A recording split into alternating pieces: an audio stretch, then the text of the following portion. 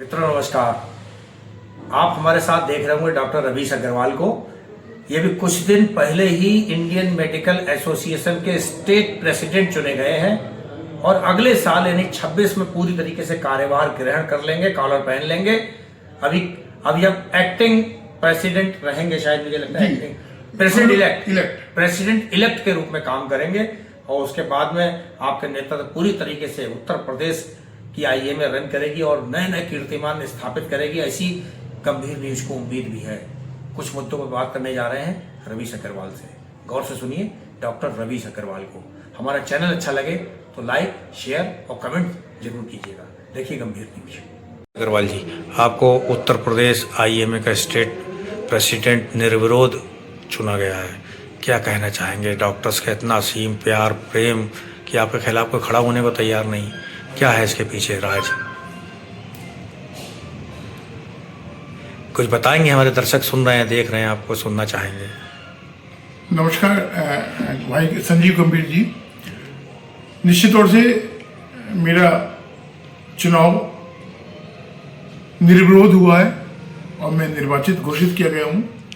मैं अपने IMA UP state के सभी आदरणीय जो वरिष्ठ जन हैं उनका, जो मेरे लिए वोट करने वाले थे उनका, जो मेरे खिलाफ लड़ने की सोच रहे थे उनका, और सर्वप्रथम हमारे आईएमए यूपी स्टेट के पैट्रन आदरणीय डॉक्टर शरद कुमार अग्रवाल जी का धन्यवाद ज्ञापित करता हूं। आप सबके समर्थन से मैं निर्विरोध निर्वाचित हुआ। मैं आपको हृदय की गहराइयों से बहुत बहुत आभार व्यक्त करता हूं। क्या प्राथमिकताएं रहेंगी? अगले साल आप कॉलर पहनेंगे और पूरी तरीके से आपके नेतृत्व में टीम चलेगी उत्तर प्रदेश के डॉक्टर्स की। कुछ प्राथमिकताएं रहेंगी क्या?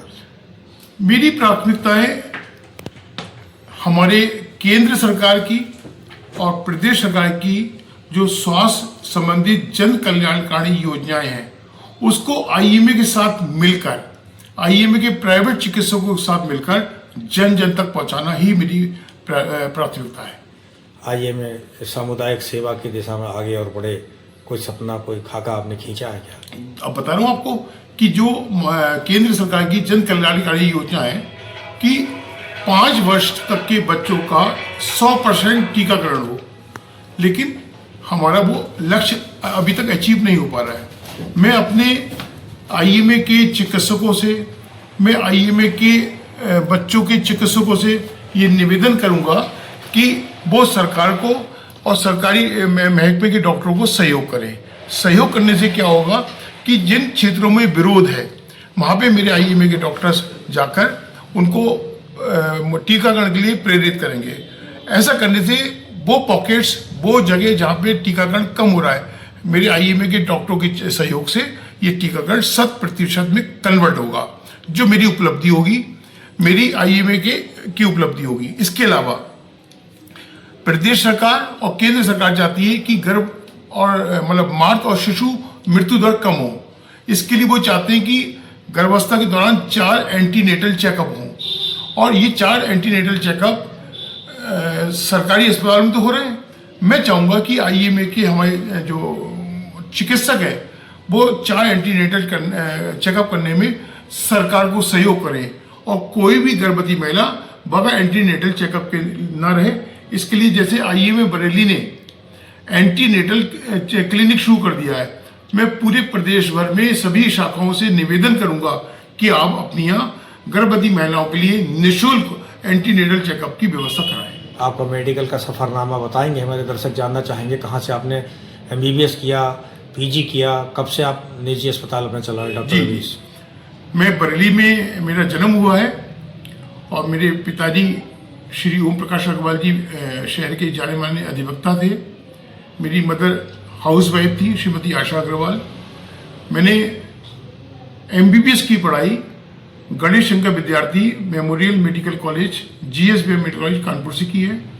उसके बाद मैंने 3 साल मेडिसिन में तीरथ राम हॉस्पिटल दिल्ली में कार्य किया है। वहीं से मैंने अपना मेडिसिन की सफरनामा को शुरू किया और 3 वर्ष के बाद मैंने 3 वर्ष बरेली के बहुत प्रतिष्ठित और मैं कह सकता हूं कि नर्सिंग होम की दुनिया में पायनियर दिनेश नर्सिंग होम में शुक्लापुर में कार्य किया।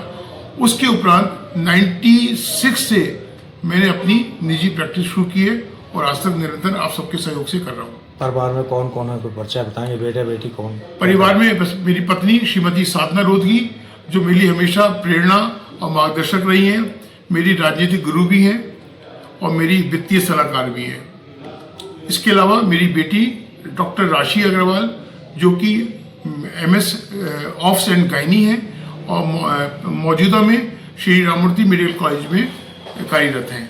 मेरा बेटा ऋतिक रवीश, जो कि चेन्नई के मेडिकल कॉलेज में MBBS की शिक्षा ग्रहण कर रहा है।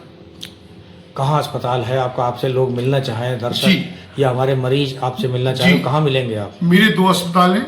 एक तो पीलीभीत बाईपास पे फीनिक्स मॉल के आगे आशुतोष सिटी पे हिमालयन हॉस्पिटल है, जहाँ पे मैं अभी बैठा हुआ हूँ, और दूसरा अस्पताल लाल फाटक पे रवि साधना हॉस्पिटल है। इन दोनों अस्पतालों को चलाने की जिम्मेवारी मेरे पास है और मेरी बेटी के पास है। हम दोनों मिलकर इन दोनों अस्पतालों का संचालन कर रहे हैं। ठीक, थैंक यू।